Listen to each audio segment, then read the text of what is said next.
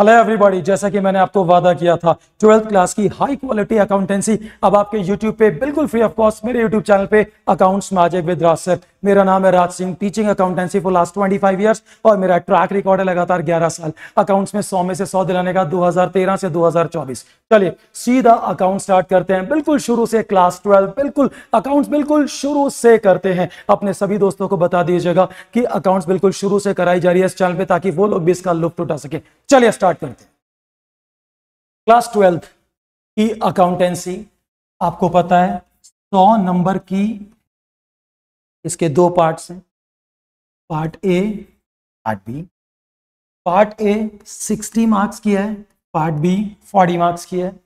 Part A जो 60 marks की है उसके फर्दर दो पार्ट्स हैं, पार्टनरशिप और कंपनी। पार्टनरशिप 36 मार्क्स की है, कंपनी 24 मार्क्स की है।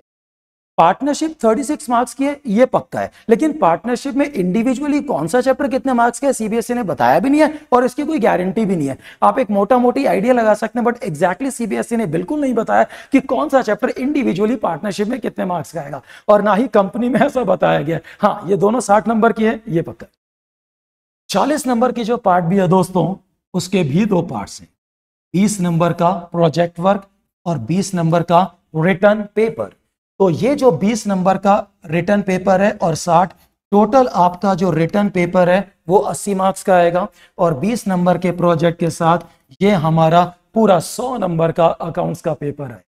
तो क्योंकि हम शुरू से शुरू कर रहे हैं अपने बच्चों के लिए यूट्यूब पर, तो पार्टनरशिप शुरू का पहला चैप्टर वहीं से स्टार्ट करते हैं। आइए स्टार्ट करते हैं पार्टनरशिप। पार्टनरशिप सबसे पहले तो मैं आपको बता दूं, आपकी 11th क्लास में आपने बिजनेस स्टडीज में जरूर पढ़ा होगा, इस दुनिया में 5 तरह के बिजनेस होते हैं। सोल प्रोपराइटर जिसमें एक बिजनेस अकेला सारा, एक बिजनेसमैन जिसमें अकेले सारे पैसे लगाता है, सारा रिस्क उठाता है, सारा प्रॉफिट कमाता है, सब अकेला करता है, जैसे सोल प्रोपराइटरशिप। पार्टनरशिप आज हम करने जा रहे हैं, कंपनी हम लोग 12th में इसके बाद करेंगे। हिंदू अनडिवाइडेड और कोऑपरेटिव सोसाइटी का बाद में नंबर आएगा। तो ये 5 तरह के बिजनेस होते हैं। पूरी 11th क्लास में आपको जितनी भी अकाउंट्स पढ़ाई गई है वो सिर्फ एक सोल प्रोपराइटर के पॉइंट ऑफ व्यू से पढ़ाई गई है। क्लास 12th में हम स्टार्ट करने जा रहे हैं पार्टनरशिप। पार्टनरशिप, पहले मैं आपको पार्टनरशिप की डेफिनेशन बोल के बताऊंगा, फिर मैं बोर्ड पे समझाऊंगा तो वो थोड़ी सी ज्यादा अच्छी समझ, लेकिन अभी मैं पहले बोल रहा हूं फिर बोर्ड पे समझाऊंगा। Partnership is the relationship of 2 और more than 2 partners who agreed to share profit and loss in their profit sharing ratio and each of them working for। मैंने आपको कहा था, अब मैं इसको समझाऊंगा, समझाने के बाद मैं डेफिनेशन रिपीट करूंगा, आपको बहुत अच्छी समझ। चलिए पेज को ऊपर ले जाते हैं। अपने दोस्तों को जरूर बता दीजिएगा कि वो गर्मी की छुट्टियों में और किसी भी टाइम में इन वीडियोस को देखकर शुरू से अपने अकाउंट्स 12th ही अच्छे से कर सके। चलिए, तो मैंने जो डेफिनेशन बताई उससे क्या बातें सीखने को मिलती हैं। सबसे पहले 2 और मोर देन 2 पार्टनर्स।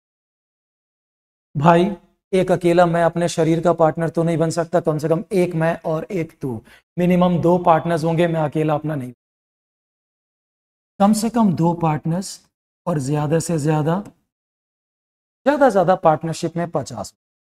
ये बात मैं आपको क्लियर कर दूं, पार्टनरशिप एक्ट 1932 है जो पार्टनरशिप के सभी प्रोविजंस को गवर्न करता है, और कंपनीज एक्ट 2013 है जो कंपनीज एक्ट के सभी रूल रेगुलेशंस को गवर्न करता है। लेकिन यहां एक बड़ी विचित्र बात है, और वो ये कि मैक्सिमम पार्टनर्स 50 होंगे पार्टनरशिप में। ये बात कंपनीज एक्ट 2013 में लिखी गई है, ना कि पार्टनरशिप एक्ट में। ये एमसीक्यूज है तो आप गलत मत करिएगा। मैक्सिमम नंबर ऑफ पार्टनर्स जो है वो डेफिनेटली कंपनीज एक्ट 2013 में, पार्टनरशिप में नहीं है। दूसरा एग्रीमेंट। एग्रीमेंट मैम सीधी सी बात है, एग्रीमेंट की अगर हम बात करें, बिजनेस में तुम और मैं, हम दोनों लोग मिलकर जो बिजनेस स्टार्ट कर रहे हैं, हम लोग एक पक्का एग्रीमेंट करेंगे। तेरा नाम मेरा नाम, तेरा इंटरेस्ट मेरा इंटरेस्ट, तेरी सैलरी मेरी सैलरी, तेरा कमीशन मेरा कमीशन, तेरा प्रॉफिट मेरा प्रॉफिट, तेरी कैपिटल मेरी कैपिटल, एक एक चीज हम लोग अग्री तय कर लेंगे और उसके बाद जिंदगी भर उस एग्रीमेंट के हिसाब से अपनी फर्म को चलाएंगे। तो हम दोनों के बीच में एग्रीमेंट होना जरूरी है। एग्रीमेंट 2 तरह का होता है, वो थोड़ी देर में आ रहा है। एग्रीमेंट के बाद तीसरा है profit making purpose. Profit making purpose मतलब बिजनेस में हम लोग सिर्फ और सिर्फ प्रॉफिट के लिए काम करेंगे तो ही पार्टनरशिप है, प्रॉफिट नहीं तो पार्टनरशिप नहीं। एग्जाम्पल के तौर पे मान लीजिए हम 30 40 50 60 लोग मिलकर एक अनाथ आश्रम खोलें जहां हम गरीब लोगों को मुफ्त में खिलाएंगे पिलाएंगे पाल पोस के बड़ा करके एक अच्छा इंसान बना के समाज में छोड़ देंगे। अरे भाई, गरीब लोगों को मुफ्त में खिला पिला के पाल पोस के बड़ा करके आप प्रॉफिट नहीं कमा सकते, इसीलिए ये पार्टनरशिप नहीं है। पार्टनरशिप केवल तब है अगर आप प्रॉफिट मेकिंग के लिए काम करें, तो प्रॉफिट मेकिंग पर्पस होना बहुत जरूरी है। अगला है शेयरिंग ऑफ प्रॉफिट। प्रॉफिट का बंटवारा पार्टनरशिप की एक शर्त है भाई साहब, और वो ये कि प्रॉफिट का बंटवारा होना बहुत जरूरी है। अगर प्रॉफिट का बंटवारा नहीं तो पार्टनरशिप, एग्जाम्पल के तौर ए बी सी डी, हम 4 पार्टनर्स, हम चारों क्या करते हैं, जो बेचारा डी है उसको हर महीने 50,000 की सैलरी तनख्वाह पकड़ा देते हैं और बाकी प्रॉफिट हम तीनों खा जाते हैं। इसका मतलब यह है कि ये हमारा पार्टनर ही नहीं है, क्योंकि इसको सिर्फ सैलरी मिल रही है, प्रॉफिट का हिस्सा नहीं मिल रहा। कोई भी इंसान तब तक पार्टनर नहीं जब तक उसे प्रॉफिट का एक फिक्स परमानेंट हिस्सा ना मिले। तो ये बहुत जरूरी है कि प्रॉफिट का बंटवारा हो और सब में हो, वरना वो पार्टनर नहीं है। तो प्रॉफिट का डिस्ट्रीब्यूशन होना जरूरी है। चलिए, each of them working for all. Each of them working for all का मतलब जो काम एक ने करा माना जाएगा वो काम सब ने करा, जो काम एक ने करा माना जाएगा वो काम सब ने करा। हम सारे एक दूसरे के लिए लायबल भी हैं और रिस्पॉन्सिबल भी हैं, जिम्मेदार भी हैं और एक दूसरे के वफादार भी। तो इसको कुछ भाषा में म्यूचुअल एजेंसी भी कहा जाता है, यानी कि हम दोनों एक दूसरे के लिए रिस्पॉन्सिबल हैं। आपसे मुझसे किसी से भी बिजनेस में गलती, उसका खामियाजा, उसका नुकसान हम सबको मिलकर भुगतना पड़ेगा। This is mutual agency. Example के तौर पे A B C D E, हम 5 पार्टनर्स हैं। हमने सोचा मिलकर एक नया बिजनेस स्टार्ट कर, हमने सोचा एक चीनी मिल, शुगर फैक्ट्री स्टार्ट करते जो गन्ने से बनती। एक पार्टनर कहता कि मैं देहात गांव का, मुझे गन्ने की नॉलेज मेरी बहुत अच्छी है, तो मैं परचेज डिपार्टमेंट गन्ना मैं खरीदूं। दूसरा पार्टनर कहता मैं फॉरेन से इंजीनियर विलायत से होके आया हूं जी, मैं चीनी बनाऊंगा प्रोडक्शन। तीसरा कहता मैं लोगों को उल्लू बहुत अच्छा बनाता हूं इसलिए मार्केटिंग डिपार्टमेंट मैं संभालूंगा। चौथा कहता सेल का पूरा डिस्ट्रीब्यूशन मैं संभालूंगा। और पांचवा कहता मैं भोला वाला शरीफ सा आदमी हूं, मेरे को तुम आफ्टर सेल सर्विस दे दो, यानी कि पूरी दुनिया में जितनी भी खरी खोटी होगी वो मैं बैठ के सुन लूंगा, कोई बात नहीं, आप मेरे को आफ्टर सेल सर्विस दे दो, चलो कोई बात नहीं। तो ये 5 लोगों ने मिलकर 5 अलग अलग डिपार्टमेंट संभाल जरूर लिए हैं, लेकिन ये पांचों क्योंकि एक बिजनेस के नीचे काम करते हैं, इसलिए पांचों के पांचों एक छत के नीचे एक बिजनेस के लिए काम करते हैं। जिसका मतलब ये है कि ये एक बिजनेस के लिए काम करते हैं, एक दूसरे को रिप्रेजेंट करते हैं। अगर एक पार्टनर से कोई गलती हुई तो उसका खामियाजा, उसका लॉस सभी पार्टनर्स को भुगतना पड़ेगा, क्योंकि each of them working for all, जो काम एक ने करा माना जाएगा। अगर मान लीजिए ये जो बड़ा हीरो बन रहा था कि मैं देहात से हूं, मुझे बड़ी गन्ने की नॉलेज है, मान लीजिए इसने 1 करोड़ रुपए का गन्ना ऐसा खरीद लिया जिस गन्ने के अंदर पूरे लॉट में एक गंदी काली लाइन आ रही है जो चीनी में हल्की सी कड़वाहट मिठास को कम करे। तो तूने तो पूरा का पूरा लॉट खराब खरीद लिया। अब इसका हम क्या करें? सर ये जो पूरा लॉट करोड़ों का खराब करा, इसका नुकसान गलती एक की, हम सबको मिलकर भुगतना पड़ेगा। This is partnership, mutual agency. हम सब मिलकर बिजनेस करेंगे, हम सब मिलकर एक दूसरे का साथ देंगे। तो दिस इज म्यूचुअल। उसके बाद जैसा कि मैंने कहा था कि मैं डेफिनेशन को दोबारा बताऊं, अब मैंने आपको सब समझा दिया, आइए डेफिनेशन दोबारा से। Partnership is the relationship of 2 or more than 2 partners agree to share profit and loss in their profit sharing ratio and each of them working for all। यही मैंने पहले बोला था, आप रिवाइंड करके देख लो, अब थोड़ा समझ आ गया हो क्योंकि मैंने एक्सप्लेन करके। एग्रीमेंट मैंने कहा था मैं बताऊंगा। एग्रीमेंट 2 तरह का होता है, oral and written. Oral agreement का मतलब मुंह से बोलकर दिल खोलकर वही हमने सारी चीजें आपस में डिस्कस की। ओरल एग्रीमेंट का मतलब ऐसे ही मुंह से बोलकर। एग्जाम्पल के तौर पे मान लीजिए आप और मैं, हम दोनों भाई एक पार्क में बैठे मुंह लटका के डिस्कस कर रहे थे, ये करना चाहिए वो करना चाहिए, हम कुछ कर नहीं रहे हैं, मम्मी पापा परेशान है, हमें हेल्प करनी चाहिए, बिजनेस स्टार्ट करना चाहिए। मैंने कहा चल स्टार्ट, 5 लाख तू अपनी मम्मी से लियो, 5 लाख मैं लाता हूँ, 10 लाख रुपए से हम लोग बिजनेस स्टार्ट करेंगे, जो मिलेगा आपस में बराबर बांट लेंगे, प्रॉफिट बांट लेंगे। ये हमने पार्क में बैठे बैठे ऐसे डिसाइड, ना कोई देखने वाला, ना कोई सुनने वाला, ना कोई एविडेंस, ना कोई सबूत। सर ये ओरल एग्रीमेंट है और ओरल एग्रीमेंट की कानून की नजरों में कोई वैल्यू नहीं होती।